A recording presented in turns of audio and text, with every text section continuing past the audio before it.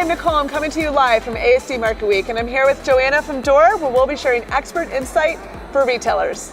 Hi there, it's so good to be here. Welcome. We are going to talk today about all the dynamic facets of retail. And I'm so excited because you specifically have a passion for independent retail. Yes, personally and also Door, that's how we got started. We were really passionate about independent retailers having access to data that they previously hadn't been able to access before.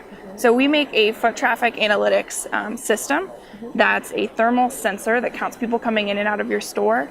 And what you can do with that data is there's really no limit to how that applies to your brick and mortar retail business. You can know when to staff, when to keep your store hours or when to change them, when to throw events, how to understand how snow or rain or other weather factors impact when and why people make purchases in your store. It's basically getting that kind of Google Analytics level of intel in your physical business, which previously it's been near impossible to measure with clickers, or maybe you put a store associate at the door and cross your fingers and hope for the best. But now we have an affordable counter that can actually deliver those stats to you in a way that makes sense for an independent retailer.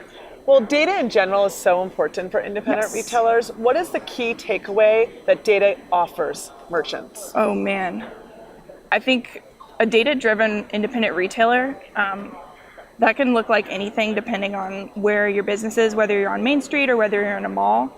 The key takeaway of why data matters for an independent retailer is there's no way to be competitive without it. You've got big box, you've got everybody, and you can't make data-driven decisions without it. What would you tell me is the number one piece of advice that data offers retailers? Well, first of all, if you're not collecting that data, I can't help you. You got to start with actually prioritizing collecting accurate data before you can move forward on anything. And a lot of that depends on the systems that you're using to measure that data. So make sure that it's good instead of random or inaccurate data.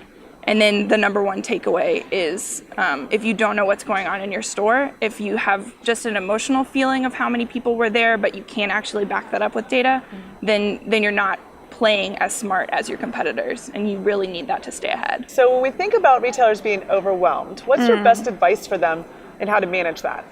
So I'll share advice that I got from Chris Guillo of Merchant Method, who is a North Star and independent retailer. I love her advice, which is to take time for yourself and make sure that you are always focused on your customers instead of getting lost in the tiny details. As long as you're focused on making sure that you're delivering a great experience for someone in your shop, everything else comes second. That is great advice. I could absolutely agree. It's Chris, yeah. And you know what else I'm curious about? That human touch, because as data impacts retail, we know that the human touch is still so important. Yes.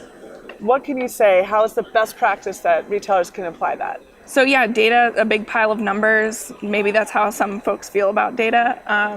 Data is actually just showing you what's happening with humans in your space. And it helps you deliver that human touch through knowing when folks are in your store and how you can be serving them better.